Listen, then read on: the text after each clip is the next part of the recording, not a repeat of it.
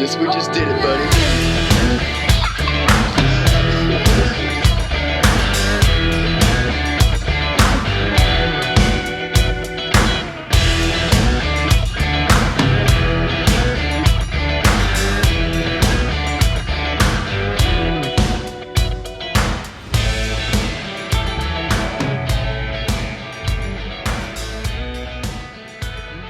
Guys, if you like big bucks, non-typicals, trashy bucks, this is the video for you. We're here with our buddy Alan Summerford up here in North Alabama, looking at his trophy room. Going to break down a couple different hunts and a bunch of different bucks that he's killed over the years here. And again, one also commonality that Alan has with quite a few of his bucks is he's killed quite a few drop tine bucks, which you don't see very often. We're going to learn a little bit more about that and how he does it, and also how much more common it may be than the average person would think if you get some age on the deer. So Alan, appreciate you letting us come in here and show us a little bit of the trophy room. Well, thanks for having me. Yeah, I'm excited. So one thing we're going to start off real early on is a little bit of the evolution of bucks that you used to kill and now what the standard is for you, and the same properties where you were killing some really nice 3-year-olds, what these bucks look like if they get some age on them and the difference, because this is big for everybody out there. So on the wall behind us right here, we've got a couple of different bucks kind of showcasing kind of what you, again, used to be really interested in hunting. So explain this, and again, the difference now of what you're trying to focus on these same properties. Yeah, so these were all three. These were bow kills, and I was super stoked on each and every hunt. In fact, this hunt right here probably kind of started where I needed to be, where I was hunting in West Alabama. This is a crazy good hunt. It kind of sets up where there's like a swamp on one side, pines on the other side, hardwoods all mixed in. It's like 3 or 4 different corridors like kind of coming in together with big fields out around it. Well, I learned this spot with this deer basically. I was set up in there that morning, and it was when it was real cold, rut was already on, and it was thick, it was windy, and I tried to do a little rattling, and as soon as I rattled, I heard the fence, like as he was running through a barbed wire fence, I heard that creak of the fence. And so I got my bow and got ready, and he was actually going to skirt me and get downwind of me. So I grabbed my grunt call, and I started grunting at him and everything, and he started he actually was like responding back to me grunting. And we wound up getting in a buck roaring contest. This is the first time I ever heard the buck roar, and I'm buck roaring back at him. And I finally, after about 15 or 20 minutes of this just back and forth calling, and me sitting there with my bow in my hand, he finally works in close enough that I can get a shot. And I shot him when I ended up shooting him, I had to actually let him get past me because he was too close to shoot, get past me about 15 yards, and I shot him. He ran and died. But this was a 3-year-old buck. This is a really good buck. I mean, you start seeing like this little kicker right here coming off the back. He's got another one kind of starting right there. Another one that's kind of starting right there. And yeah, you're looking at that like, well, yeah, that's just little bumps on his rack. But what happens is at 3 years old, they start showing these little small characteristics. Deer from the same farm, if you give them just a little bit of age, they do all these same things, but it's bigger and it's more pronounced. And so like, check out the mass and the frame, same farm, same kind of genetics. I mean, look at the base of the head, like the skull right there, how close together it is versus how wide that is. And really and truly, there's no secret to killing drop tine bucks other than you got to let really good deer walk to get them to the age where they can start expressing all these different points and stuff. And also you got another deer down here I was going to pick up, which is from the same farm as well, correct? So it's like you're looking at all 3 of these deer, and you can see the 3-year-old in first. What would these be? These are 5. This one's probably 6, okay. And I'm pretty sure that one's 5. I mean, yeah, just huge deer, big mass. I mean, that's like the difference. And I mean, hold both of these out and kind of show the camera. So look at the difference of those 2 bucks right there compared to the couple of the younger ones that you had on the wall that you killed years ago, kind of showing the progression of a whitetail hunter. Same properties can produce absolute big deer if you give them the age. And again, 90% of guys in Alabama, 95% of guys in Alabama would be thrilled to shoot bucks like this. But again, it just takes the discipline to be able to pass a deer like this in order to get more age on them to produce an absolute giant. Once again, that's another one. This is the same farm. These 2 right here, it's now producing this. And really the only thing's really changed is managing for an older age class deer, trying to set up the habitat where you can hold these deer and then pass on them. Because this deer, I actually had this deer in bow range last year. He was about a 140 class 10 point, perfect 10 point. I knew he needed another year. I had him at 30 yards, dead to rights. All I had to do is shoot. And just banking on the possibility that he's going to grow and blow up. And he absolutely did. He put on at least 15 inches in a year. So they will make that jump. You just got to give them the chance. And that also goes back to the evolution of a whitetail hunter like yourself that, you 15, 20 years ago probably would never pass a 140. Whack that deer like crazy, yeah. But once you've killed so many deer at a certain point, you want to kind of progress personally to even older age class, bigger rack deer. So it took you to be able to pass a 140 to kill mid 150s deer. Yep. And again, that's with him breaking off this big 9-inch tine as well. So, super thick, heavy mass deer, but again, it's possible. It just takes the discipline and the focus on the property in order to produce something like that. Because again, you're not running kind of crazy supplement food program or anything like that. No it's just feed. Managing the habitat and also giving the deer the opportunity to get age on them to express what they're fully capable of doing. That's right. So now we're on another part of your house. We have 2 of your bucks right here you've killed, which I want you to talk a little bit about these deer. Again, as you're talking about the evolution of a whitetail hunter for you personally, first off, we have your biggest bow kill at the time of this buck right here behind us, but also your first drop tine deer. Yeah. So walk us through, first off, what was the first deer you were going after? And why did that catch your attention more so at the time, I guess you could say, age of you as a bow hunter? And how did this evolve into now even trying to kill bigger deer and letting deer like this walk? So I was watching the Bachelor group, and this is one of the bucks in the Bachelor group that summer. And he's got these crazy little tines coming off. He's got little kicker drop tine looking things coming off his base right there. So I'd never killed a deer with any kind of drop tine before. So immediately I was drawn to this deer, and I knew at the time he's probably not very, very old. He's probably 4, but he probably was not in his prime yet. But at the same time, I'd never killed one with a drop tine. So that happens a lot of times. Some of those younger deer that put a drop tine out, that's going to get him shot. So I go after this deer, and I had him patterned and kind of knew when I would see him in one block of pines over here. The next day, he was usually going to be over the food plot over here. So I was hunting him early season, and I'd already seen that pattern 2 or 3 different times that year on that bed to food pattern. And I chased him for a little while, and it didn't happen.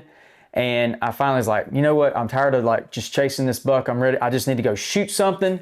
And I didn't really have that many does to shoot at that point in time. So I was like, I'm going to go down to South Alabama and I'm going to whack some does. So I go to a food plot, and lo and behold, at 3 o'clock in the afternoon, this dude shows up with several other bucks. And of course, this deer is at the time was way bigger than any buck I'd ever killed with a bow. So as soon as he walks out, I'm nervous as all get out. And you look at him, he's actually a very young deer. He's got a very impressive rack, but his body is still very small, respectively, for what the deer are up there. Well, as big as his rack was, I didn't care. At that point in time, I'm like, I'm just going after a big rack. I'm not going after age. So this deer walks up. I finally get a shot at him at 30 yards. And I was actually videoing at the time. I used to do a lot of video of my hunts, but he's at 30 yards. I draw back on him, shoot him. Of course, he ducks the string really hard. I spine shoot him, so he's dead right there. So I got lucky to say that. But then I get home, and 4 days later, I see the buck do this little thing where he goes to these pines, and then the next day he's going to show up on the food plot. So sure enough, I decided next day is going to be the right wind. I go hunt the food plot. He walks out 6 yards from me. I shoot him and smoke him. So this was my first drop time buck. Now, we're talking about annual patterns and different things. Well, these are both really great deer, and most people would be super proud, and I am very proud of them. But the difference in those deer and what I'm trying to do now is look at the difference in the mass that deer has, which this deer came from the same spot that this one did, and then this one did as well. These 2 bucks were actually running together last year. I had a lot of pictures of these deer. We actually passed these deer multiple times. Reed and myself both passed them. But that one didn't have the mass. This one didn't have the drop tine. And just a year's difference, you can start adding all these different points. And check out the gnarliness on the back of this one. So they start putting on all the stuff when they get to age. So if you can just let them grow another year, you start having a lot better quality. I mean, this deer right here was nowhere near the caliber of deer that this was. And it's just age. And also, this goes to show, so one thing we're talking about, free range deer. You have a couple different farms across the state of Alabama. Also, you have one in Tennessee, which I don't think we have any of your Tennessee deer. No, here, I don't right? have any in Tennessee. They're all in Tennessee. They're all up in Tennessee. But this deer is one you were chasing this year, and he actually died, and you actually found him while running a prescribed fire on the property. Yeah. So that, which is a heartbreaker. Yep. But again, a deer like this on that property with the drop time and everything, again, it seems to be a lot more common. You were explaining this earlier before we started doing the video, that on pretty much all your properties, there's some kind of trait that you see that on, and they're in different counties in Alabama. It's not like it's all in one central location. But like a deer like this, what do you think the age of was this? What do you think the age of this buck was when he died this year? He was 5. He was 5? Okay. Mm-hmm. And is that typically when you start seeing some of those characteristics start popping out of having drop tines or big kickers and stuff? Yeah, typically they're going to have 90% of their frame when they're 4 years old. So they're going to be, they may not add just a ton of spread, a ton of mass, or a ton of tine length. But what they start adding after that is they start adding these other unique features like drop tines and kickers and stickers. And so, but they always will start adding a lot more mass. You'll get the base may be like that when they're 4, but they won't carry their mass out. And some of these, they'll start adding mass out through this way, and their tines will start getting massive. I like killing bigger deer. Like, yeah, I killed a lot of 3-year-olds back in my day. I killed a ton of them, as much as anybody did. But I got to a level where it's like, I wanted to see what these deer would produce.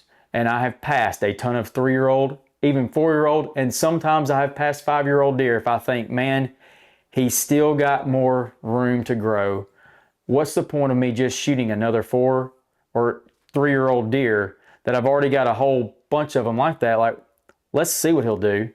Let's chase. Everybody wants to have a bigger deer to hold when nobody wants to kill smaller deer. Like, I mean, really nobody. Even your meat hunters. If they have the option and a big deer walks out, they're going to shoot the big deer every time. So it's like, why are we just shooting these deer, 2 years, even a year before they're at their prime? Like, if we can all just start working together and start managing for better deer, we can all start shooting drop time bucks. Well, it shows you the capabilities, and again, parts of the state that, I'm not going to say are super highly sought after for hunting leases or property or stuff like that, but it's areas that can produce, again, really nice 3-year-olds that 95% of most whitetail hunters, especially in Alabama, are going to shoot. But if you have the opportunity to pass those deer and you're working with your neighbors or whoever else is on the property with you, the capabilities of what can happen just with age. Right. Age is huge. Yep. And that kind of goes back to like that whole evolution as a whitetail hunter for you is, again, making that switch to trying to get more age on these deer and then shoot bucks that you are not only super thrilled to shoot, but also is a really good representation of what a mature buck can look like in some of those areas, which again, most of us don't have the opportunity or don't let the deer get that opportunity. And the other thing I would say too is that the hunts that I've had with bigger mature deer are typically always a lot better hunts too. Like a lot of my 3-year-old bucks, I shot on food plots just feeding. I mean, that's all it was to it. The hunts that I've had with these great big mature bucks that are just like, dog and does, or like the stuff that they do, and we're going to talk about that later in a couple other deer, like the buck roars that I've heard, like the fights that I've seen, them raking trees, and it's not like a sapling, it's like a whole entire tree in the forest is just like, being shook. That's actually what I crave, is that older age class buck doing what deer do that you just don't see these younger deer doing. So let me ask you, this is something that doesn't have to necessarily do with any of these deer, but I've heard from some hunters, some whitetail hunters, saying they don't see mature bucks really ever chasing does or a ton of rutting activity. What would you say to that? Because it seems like you have a complete different perspective. There's no telling how many times I have seen multiple bucks chasing one doe, and it's like multiple good bucks. And like mature bucks absolutely chase does. I mean, this year alone, I've had 2 hunts where one was 10 bucks chasing one doe, and before the big one showed up, there was a really, really nice buck out there, and he was not even the biggest one out there. He had whooped off another bigger rack deer, just a younger deer. And I'm just sitting there thinking, why is the big one not here? Like, I know where he is. I had a picture of him this morning. He's back this way. He's got to be smelling all this action. He's got to be hearing all this action. And man, when he finally stepped out, like the one that had all these other 8 bucks whooped off, and he's hanging out right there with the doe thinking like, yeah, I'm the big dog. And then when that big dog, the real big dog, showed up, and it's like the first thing I heard was, well, first thing I saw was him, like, he started bristling up like, oh no, this is my doe. And then about that time, I seen the rack come up, and I knew it was the 10 I was after. He goes, he snort wheezes. And then if you ever been chased by a very, very mad cow, when they come at you, they kind of do this like they stomp both feet, kind of like just coming right at you real hard. So that's what this deer did. When he came up out of the holler, he saw that deer, and that deer had his ears pinned back like I'm fixing to whoop you, and he does this, and he snort wheezes. And man, that other 8, he like tore off running like I don't want none. And then that buck came in there and like was messing around with the doe. Well, then he saw all these other bucks. I actually spooked one of the other bucks when I was trying to shoot him, and my gun clicked and all that. And then now that he saw these other bucks kind of running around, he thinks that they're trying to mess around with him. Well, then he comes 5 yards in front of me to chase all those off. Like, I'm talking about he is like, get out of my way. This is my doe. Y'all need to go. Like, it's incredible how intense they act. It's not just them walking through the woods. Like, they put on an absolute show. And that's really the thrill that I seek now. Like, the big rack is awesome, but having a mature deer come in and treat all the other bucks that way is what's really, really the thrill seeker that I'm looking for. Which, by the way, I'm gonna go grab that deer's rack, because okay. we need to explain and show what that deer looks like, because we had him earlier. But hold that sucker. That's the deer. Actually, no, that's the wrong deer. I got the wrong deer. No, it is the right deer.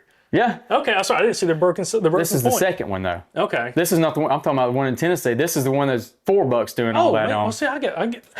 Yeah, so much running activity and so many stories, and we just did a podcast. I got all the deer confused, but yeah, that was when you killed in Alabama. So the Tennessee one you're talking about did that. God, that's. And then this one did that. So that's 2 hunts in 1 year. So why do you think? Because I've heard that from multiple people that saying they don't see big mature bucks really active during the rut, chasing, doing all that kind of stuff. Do you think there's a reason why some people may experience that and not think that they're super, I guess, active that time? It may be because they don't have the habitat. Like, a lot of times these deer are in a lot thicker habitat, better habitat. And then also, I'm doing a whole lot to like really make these bucks compete. Like, I'm trying to really hammer the does so that my buck to doe ratio, I want my peak rut to last a very short amount of time.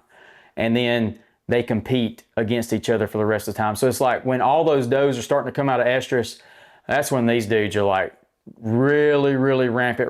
In fact, he had, right before I shot him, less than 10 days before I shot him, he broke that off, and he had scars all down his neck where he had been fighting. So like, another deer this caliber is probably somewhere in the area that he fought. God. Another good reason, again, from not only the habitat management, but your doe management. If you want to have really good rutting activity, you need to make sure you knock your does back a little bit. Because like you said, it makes it almost, I guess, more of a frenzy at that point. If they want to breed, they're going to have to breed, and they're going to have to be active. That's right. Awesome. Perfect. Well, let's go look at a couple other deer we've got over here.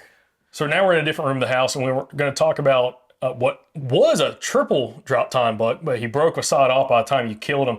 But what is the story on this deer, Alan? Because he's a freak. Yeah, so this deer actually had a kind of a kid that I was sort of mentoring from church. He'd been telling me about all these deer he's been seeing and everything, and he couldn't kill them. And he's the kind of kid that's like, he sees mountain lions, he sees turkeys where there's not turkeys, he sees double drop tine deer, you know, and all this kind of stuff. It's always bogus. Well, he actually went hunting one day and had this deer come in and realized he had forgot to load his gun. So he tries to shoot the deer and it clicks. Then he realized he didn't even have any bullets in his clip. Well, the deer's still there, and he climbed back down, tried to come back in there and hunt him, spooked the deer off. He hunted that spot religiously for the rest of the year.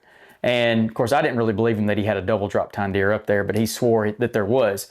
Well, anyways, he just boogered his spot up. He just hammered it and hammered it and hammered it and hunted it to death. Well, the next year, I had a friend call me and he says, hey man, I just saw a gigantic double drop tine deer. Looked like he had baseball bats coming off both sides go onto your property. And I'm like, huh. I was in South Alabama and I ran back home and I put a bunch of cameras out everywhere, and I didn't even see any sign that would tell me anything big was there or anything like that. Like nothing. I'm like, well, he's probably just, he just saw it running through or whatever. But then it had me thinking, well, maybe there is a drop tine buck in the area. And so ran cameras the next summer, and I was getting this really good 8-point, like a mid 130s mature deer, like just solid 8-point that was in there pretty regular. And there was a 4-point that was always with him. And then one picture, I had a bigger deer in the background, but I couldn't tell what it was. I could just tell I could tell something about that sort of turkey foot back there, but it was like really far away, kind of, foggy looking picture. Really didn't even think much about it. Well, I had my buddy hunting with me, and I had a really nice food plot sort of set in, kind of had some old field around it, and you sort of come into the side and hunt the food plot, and it's a small, just a little kill plot. And I was actually going to hunt where I'd seen some persimmons dropping, and I typically don't even hunt persimmons because they just are random. Yeah. I don't see a lot of good sign on it. I found one little whip rub the size of my pinky right there, and I'm like, well, I'm just going to sit here because it really is a good transition zone. Regardless of the persimmon tree, it's like, I'm just going to hunt here. And we'd actually hunted some public ground that morning, didn't see a deer. It was one of those days where the front came in early that morning. It rained all night long, and then like northwest, 20-something mile an hour wind right behind it all day long, just blew like crazy. And it was about 10 minutes before, like deer 30. And I text my buddy, he's like, man, we have wasted our time. We ain't seen a deer all day long. He's like, I got 6 does coming in now. I was like, awesome. And I was really trying to set him up to kill this 8-point. And because he'd never killed a really big deer before, and I was really wanting him to kill it. So I'm sitting there, and I'd already got to where I was standing up in my tree stand. I was in a climber. I was standing up in my tree stand. My bow is just laying right there on my front rail and everything, and I'm just kind of watching, and all of a sudden, like, I see out of the corner of my eye, I see these deer kind of like trotting, and they're fixing to like come, they're on the line, they're going to come right to me. So I look and I'm like, oh, it's that 8. So I grabbed my bow, and I mean, by the time I like looked and saw them, I grabbed my bow, they're already in bow range, and I just spun around the tree, pulled back, shot all in one motion, and he hit like around a tree, and then he's just out of sight just that quick. It all just happened just instantly. I knew he was a big bodied deer, and I was just guessing he was at 8-point. So I text my buddy and I say, hey man, I think I just smoked the 8. Don't really know where I hit him. I think it was good. It was only like a 15-yard shot. And he's like, the big 8 just stepped out under me. And I'm like, huh. I wonder what I just shot. But I was like, man, I know it was a mature deer. It was a big body deer. Like, I'm playing it back in my head. I'm like, really don't know what was on his head, but I know it was a big deer. And so I was like, I'm not sure about the shot, so I'm going to slip out, and we're going to let him lay overnight because it's going to be cold. And he actually had the 8 in bow range, and he said he just never would pick up the right acorn. He was just like feeding on acorns, like some oak trees dropping right in the corner of the plot. And he's like, I would almost have a shot, and then a deer would move in front of him. Then he would turn, and he's like, I just never could work it out.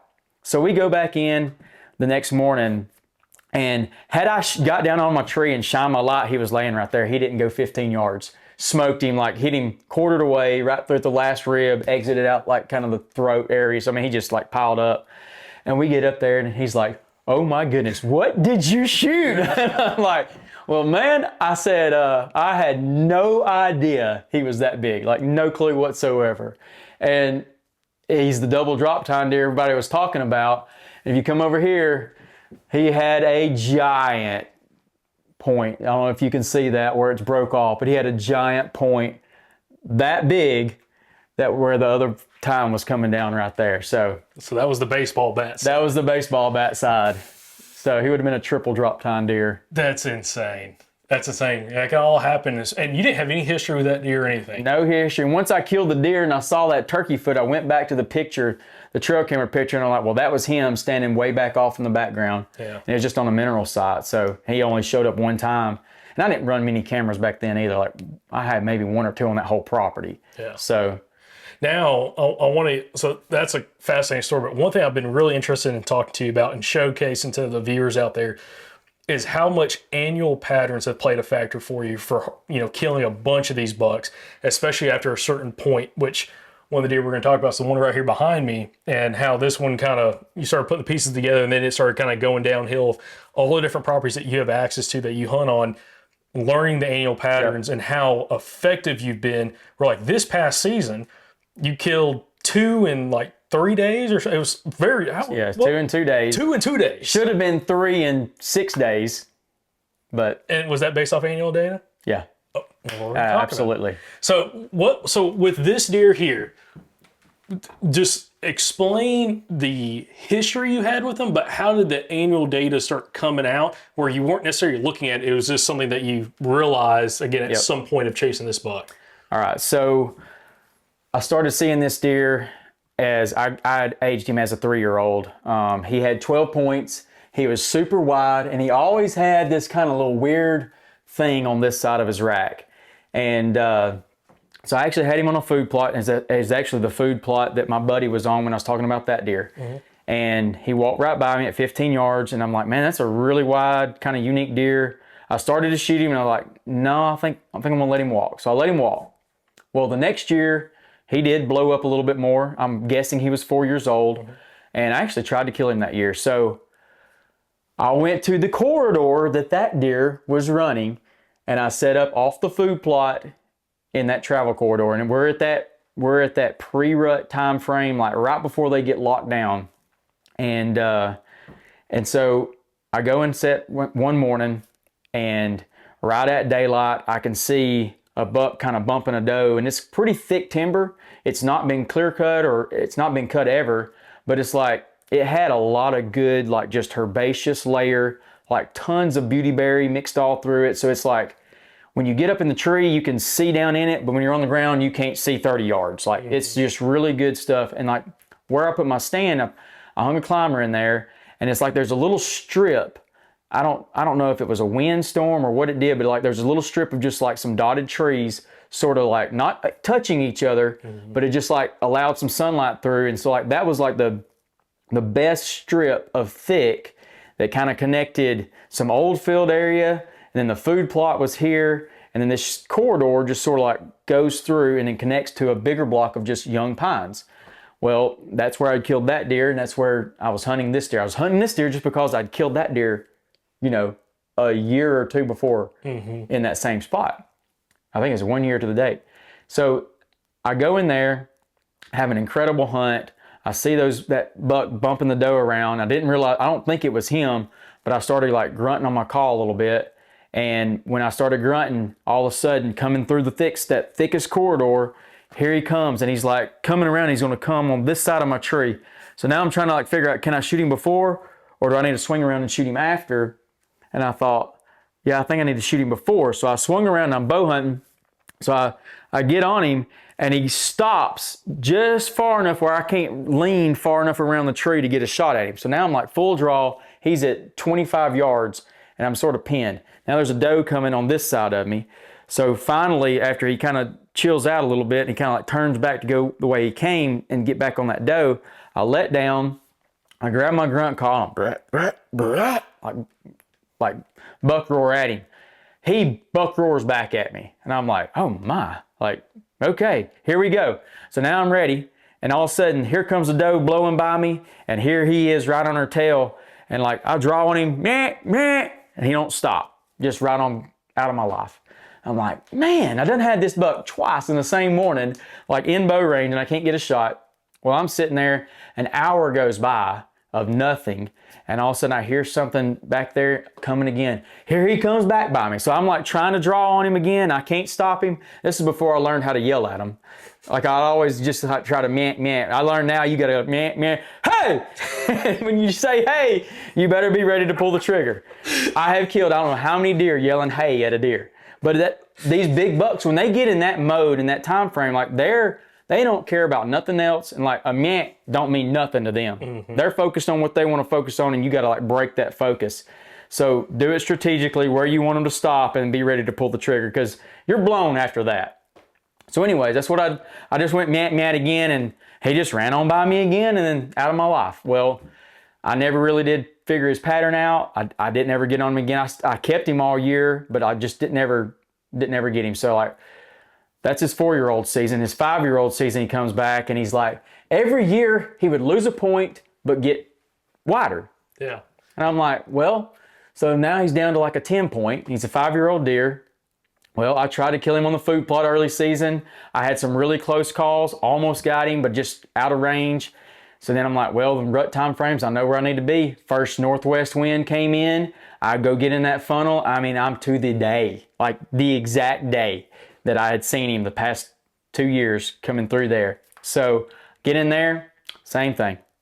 Early morning, I hear a buck grunting. He's bumping a doe in there, and he comes running by me again. I can't stop him. I can't shoot him. And that time is just that one instance. He just ran by me. I didn't get a shot at him. So then go to year 6. I go in there for an afternoon hunt. It's the same kind of situation. Northwest wind blowing extremely hard, and he actually comes out by himself. And there were some does kind of up, sort of back behind the food plot, just sort of feeding on some acorns. And he's like coming through to make his little loop to check them, and he's walking right directly at me. I'm like, oh man, this is perfect. Wind is in my face. It's blowing super hard. He has no clue in the world I'm there, and he's just picking up red oak acorns. And my tree stand has not come off the tree this whole entire time. So I'm in the same exact tree. And he walks right up there to me, and he is at 20 yards facing directly at me. I'm right here just waiting to draw. I'm like, which way are you going to turn, big boy? You give me any bit of your shoulder, I'm going to smoke your tail. And we're in fairly wide open area, so like he don't really have like much that he can not get a shot at. Yeah. So I go to draw on him when he gets ready to step, and his next step, he saw a deer out on a field like 80 yards away. Like there was a little buck just trotting. Well, when he saw that little buck trotting, there he goes. His next step was wide open towards that buck. And I'm like, I get on my grunt call, like just start buck roar. He buck roars back. Well, he buck roared back and forth like 5 or 6 times. Well, then all these does are back over here. Now that little buck has done made it around. He starts bumping those around. Well, then now he comes by me in bow range again, mock speed, and I'm like trying to get on him. I can't stop him. Same scenario. Go the next year, I didn't hunt him during that time frame. I didn't see him. He was not showing up near as much, just wasn't very active. And the next year, he actually went downhill so bad that like I would not have even been proud to shoot him with a bow or a slingshot. Like he just looked terrible. And the only reason I even knew it was him is because he still had this little thing right here. But I'm talking about he was tiny, like about a 10-inch spread. He's always been really wide. Mm-hmm. He had a 10-inch spread, little bit. I mean, his tallest time might have been as tall as this brow tine. Like he looked terrible. His body looked fine. I don't know what happened to him, but he just like completely turned off, went downhill. I did not even hunt over there at all. It's like, just want to let him lay all year long, hope that he'll come back the next year better. And he came back and he looked like that. I'm like, okay, here we go. So this is what I think he's 9 years old now. And I go and I sit that little funnel, and I thought, you know what? I've had so many opportunities to kill this deer that I could have killed him with a rifle any of the times I saw him. I'm going to go and take my rifle this time. I'm not going to bow hunt. Right at daylight, a doe hops the fence. She starts feeding on acorns towards me, and I look back and he's standing there at the fence in some pines, just watching. And he just kind of jumps over, and he's just like, he's courting her. He's just like, he's not going to bump her, but any step she takes, he's staying right with her. Man, that doe led him just right back, right down below me. I mean, he's standing there at 15 yards, just like, would you put it right here, please? And I've got a 30-30. Pow. So after all those years of trying to get him to stop in bow range, the time I take a rifle, he stops at 15 yards. Just, I mean, easiest shot in the world. But like, I was the same week. I mean, within a day or two, every time on those similar conditions, same tree. And that was really kind of what taught you about, hey, maybe I should pay more attention to this. Yes. And then it kind of expanded to a lot more deer, where you started kind of paying attention to that on certain properties with certain deer. That told me, like, man, these big bucks have a pattern that they follow, and figuring that pattern out is so much more of a key to being successful on these older bucks. Because, like, yeah, I figured that little pattern out, but like, out of that pattern, sometimes they're very, very tricky. And they're so elusive and like really difficult. They really want to stay hidden so much more, and it's hard to get them to food. And like, then you can have like a lot of cover, but then it's hard to find them in cover too. And so like, finding that pattern of when they really, really daylight a lot is what's helped me seal the deal on a lot of these older bucks. And then plan to be in the tree on those days. Well, you showed some other bucks earlier on that we were looking at that you've killed with annual patterns. Yeah. Like, just knowing the property, and maybe, I don't know how much the annual pattern is, maybe you can explain it for us. How much of the annual pattern is for individual deer versus just like the property, and when typically the mature bucks kind of are just showing up and daylighting the most? Which one is it more? I would say individual deer, I don't know. I don't know if it's any way. There's some deer that like they have their certain places of the farm that they use and they stay like that. But it's almost like I have some deer that like will use what the 5.5-year-old did last year. Okay.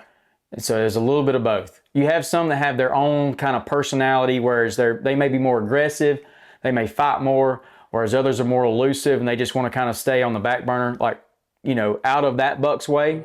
But I don't know, it's hard to say, hard to put your finger on. Well, let's go look at a couple other bucks that you got some annual patterns on that you were able to kill. Okay. We're back out in one of your rooms, or I'll say part of the trophy. You don't really have a trophy room. You have a trophy house. Yeah. Everything's just in all these different rooms. But you were just telling me this shed kind of paved the way for you on some of these other deer, kind of the possibility and the really the quality that could be found if deer get aged. So like, what's the story on this? So this was a very small property, and we had just bought this property. It was actually it was the first place that I'd ever deer hunted in North Alabama. And I remember my dad would drop me off. Before I could drive, my dad would drop me off, and he would drop me off before daylight with a drink and a candy bar and pick me up after dark, and I'd see one deer. But that's, you know, I thought I did something because I saw a deer. Like, there just weren't deer here at all. Well, a year or two goes by, and we started getting a few more deer in the area, and it was back when this is the very first trail camera that I ever had. I put the camera up, and I didn't get a picture of this deer. But everybody was telling me there is a giant deer that they had been seeing back there. Well, I had a lot of other really nice deer, and I just thought, yeah, that's probably the giant, because back then, like, an 8-point was a giant deer to most people. And wound up finding this shed rabbit hunting, and then the deer got hit the following season by a car, and they wound up having to put it down. It didn't kill it, but they had to put it down. And so just showed me that what these deer could grow to if they were allowed to get to age. And turn it around a little bit, kind of show like that brow tine and just like the beam length and everything. I mean, that deer's got everything, mass, length, tine length. I mean, he's got it all. Bladed brow, actually really split brow. I don't even know what you would call it. It's like a split brow with a triangle blade. Yeah. So my buddy actually found the matching set to this one across the road. And the road that he got hit in, his granddad's actually got the deer head mounted in his house. So, I mean, this was like the talk of the town. Like, this is, you know, people don't shoot this kind of stuff in Alabama. Which kind of goes into a couple of bucks we have on the wall that we haven't talked about quite yet, including this deer right here over my left shoulder, and then also the one you won a truck with. Yeah. Which we're going to talk about that in just a second. But before, we have another deer, or another buck on the ground right here. And this is an annual pattern as well? Yep. And so where this shed was found, I shot this one with my bow. where that deer was shot, and where that deer was shot, and then another deer that my son shot his very first buck were all shot out of the same stand. Same week. I mean, it's like you can just go ahead and mark your calendar. If you want to know when to hunt, it's that week. And I've shot all these bucks doing the exact same thing. In fact, this buck right here, I was actually trying to kill him early season. I had a really nice, I actually grew cowpeas that year. And then I just sort of implemented some food plot in between there. I had like about a 5-acre opening that I was using, and lots of like old field kind of aspect around it and even in the plot. And actually had it designed to where when deer would come into the plot, they couldn't see the whole entire thing. That's sort of what got this deer killed. He was using that plot, and I tried to hunt him several times. I actually saw him once and didn't get a shot. But then that week hit. I know I need to be in the stand, whether I'm seeing the deer or not on camera, go to the stand, and I actually saw the deer crossing, and this is where I go to the grunt. I know y'all talk about doing the soft grunt, but sometimes these bigger mature bucks, that does not get their attention. I hit the buck roar one time. When I hit the buck roar, it turned him. He starts running through that lane, coming through my plot, and he's about to get past me. Once again, I do the meh, meh, and he won't stop. Hey! And he stops. And I'm like, yep, that's 40 yards. I knew all my little spots. I'll let the arrow fly at 40 yards and shot him right through the heart. I thought I hit him low. I actually called a track dog in because I gave it about 2 hours and go back in there to find him. And I hear a deer get up and run and take off right where he was laying. So I called a track dog in. There's another buck standing over the top of him dead, but like I just wanted to be safe. So anyways, yeah, annual patterns. I buck roared this deer in to range and shot him with my bow. And this was a deer I called Tubba-Lub. I mean, his rack is really nice. He had this really cool kind of unique thing coming up right here. But this was the biggest bodied deer I'd actually killed on that farm. Which is, how big was he? He weighed 235. Oh God, yeah. That's ridiculous. Now, looking at a couple other bucks that we've got here, how much history did you have with this buck? Zero history. But annual pattern of when is bucks when I were killed daylighting. Him. Yeah, so this deer was killed there, and this deer we're going to talk about in a minute, was killed there. But I killed these two before I killed that one. Mm-hmm. So annual pattern for sure was at play with this deer. I actually went and I put some minerals out in September like I always do, and I threw the minerals out. He was the first picture I got on the minerals, and I mean, it's like you can just see just points going absolutely everywhere. Like you couldn't even tell how many points he had because he's just going everywhere. And he's in velvet, so that makes him look just gigantic. So same deal, I tried to hunt him early season on the food plot. I actually saw him opening weekend of bow season. And I came home and told Rebecca, I was like, I don't think he's a very old deer. I probably need to let him walk. Rebecca said, you're an idiot. If anybody sees that deer, you are not going to get it. You're going to shoot that deer. And we had a problem with poachers and stuff back then pretty bad. And she's like, somebody's going to poach that one from the road. Like that one's going to get a lot of attention. Like it's going to get shot. She's like, you better shoot that deer. And I said, okay, you're right. So I hunted him a couple more times, didn't see him on the food plot. And it's like, well, I know when I need to be in the woods, and so that's what I'm going to do. And it was actually Black Friday, and my wife was wanting to go Black Friday shopping. I said to Rebecca, like, this is the day I'm going to go kill Super Freak. Like, that's what I named Super Freak. This is the day I'm going to go kill Super Freak. I said, I've already had too many times where this deer, that deer, like so many times. I know that this is the day. Mm-hmm. Conditions were actually terrible that day. It was kind of like a warm, muggy type day. It was a southeast wind, and there was a front rolling in. It's going to roll in like the next morning. And I'm like, well, that's actually a good combination because like it turned from northwest to southeast, and I'm there at the right time. So I set up, and it's like 9 o'clock, and she's like, hey, are you about done hunting yet? I'm like, I haven't seen anything yet. Just let me give it about 30 or 45 more minutes. I'm going to give it at least I want to give it till 10 o'clock. And she's like, all right, fine. So sure enough, I'm literally about to get down out of the tree. And sure enough, working around the corner, not coming through the food plot. He's going to work around the corner of the food plot through the thicket. And I see him and I grunt at him. I actually had my bow and my rifle with me. I climbed up the tree with both. I was wanting to kill him with a bow. I call at him. During rifle season, by the way. During rifle season, Just to clarify. it is rifle season. So I've got both. So, yeah, it's Black Friday, so, you know, it's open. So I call at him, and he's coming. Like, I mean, coming on a string. I'm like, I'm fixing to kill this deer with my bow. I got my bow in my hand, and I'm like, yep, he's going to come right here. He's going to try to cross right here. So I'm getting ready for my shot, and he's decides, you know what? I think I want a little more wind. So he starts trying to tail to get towards my downwind side. I'm like, oh no, Set the bow down. I grab the rifle, pull up, boom, you're dead. Because he was about to win me. And like, after I killed that deer, I got text and pictures and messages from all these people around me. That deer was ranging 2 miles off of me in one direction and 2 miles off of me in the other direction. If I'm just drawing a straight line to where they had pictures of that deer, but I was his core area.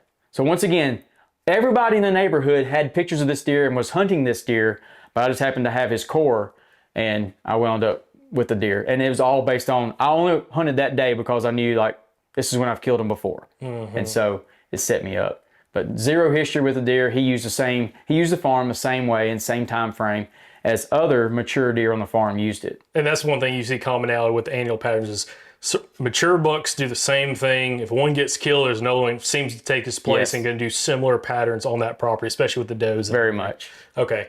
Now, I want to take this from you. Okay. I want to talk about the buck that you won a truck from.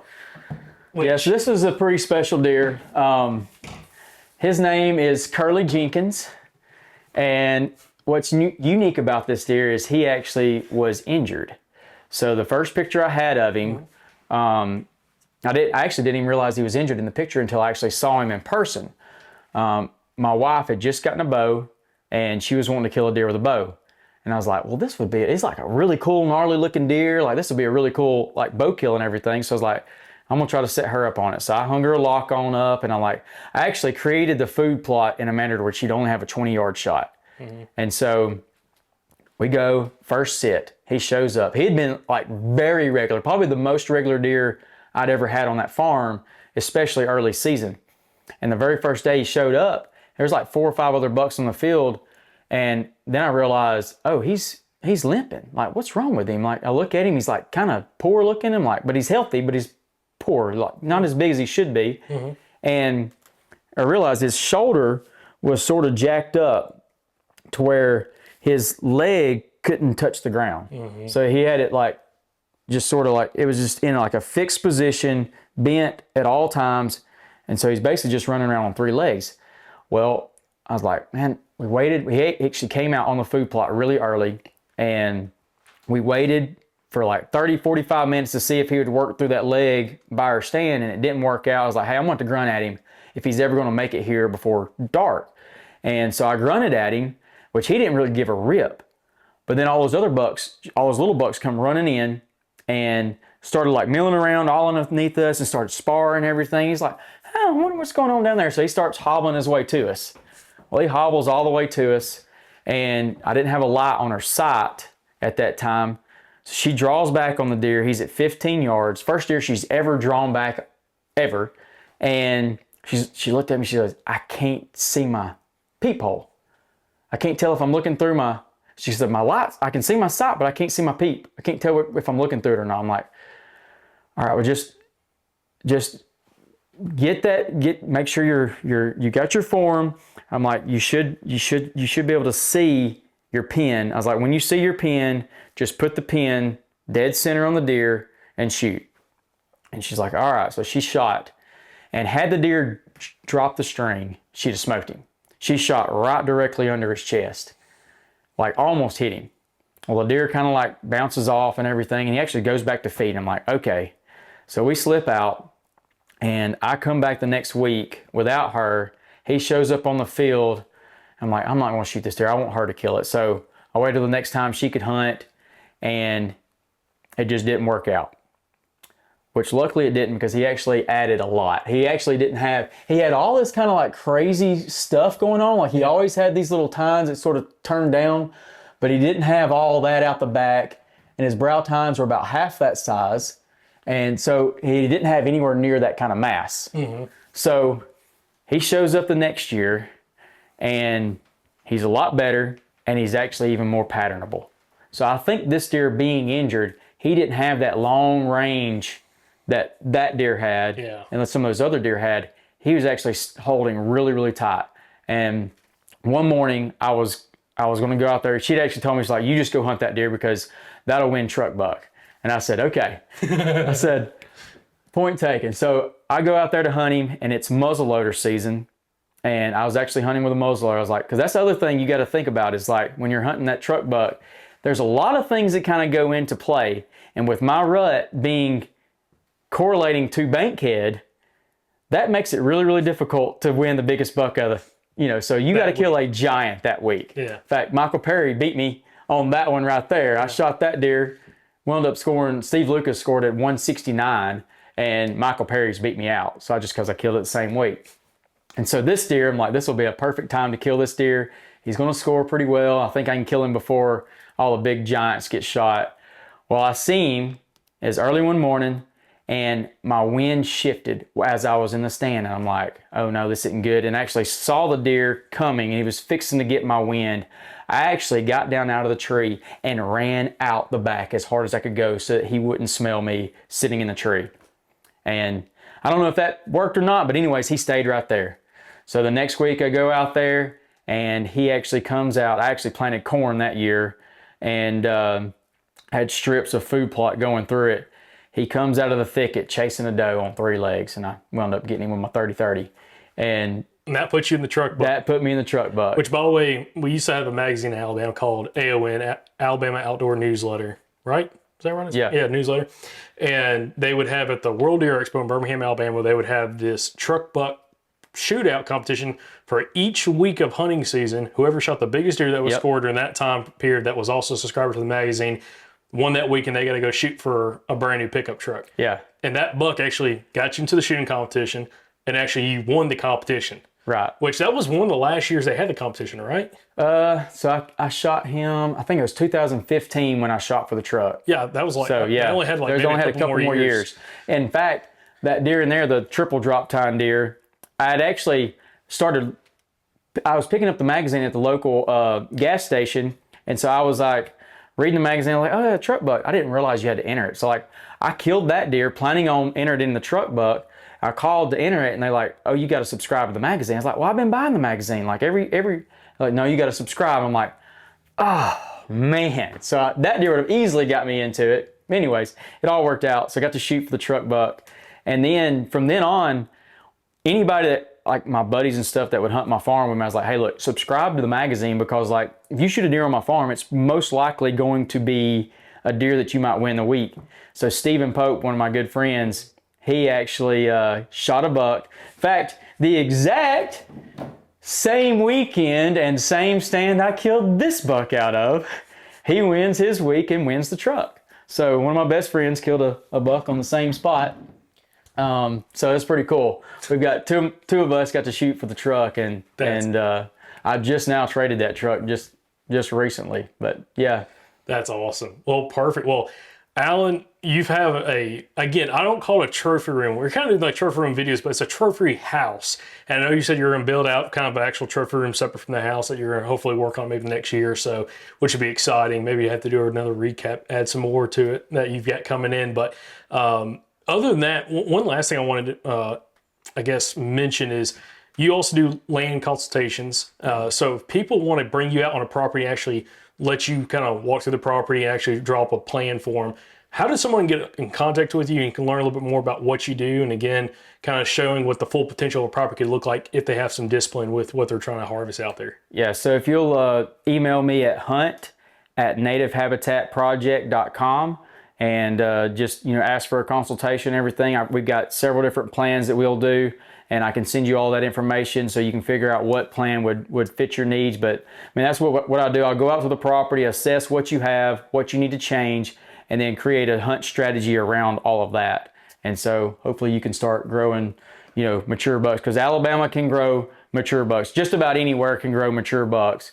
And we want to help you set your property up to do that. Absolutely. Well, Alan, appreciate you letting us come over here and shoot this video and also do a podcast with you. If you enjoy the video, guys, make sure you like, subscribe to the YouTube channel. Also, check out the full-length podcast, actually 2 parts to it. 2 episodes with Alan that just came out as well. So we'll catch you back here on the next video from the Southern Outdoorsman podcast, guys. And remember, y'all stay Southern.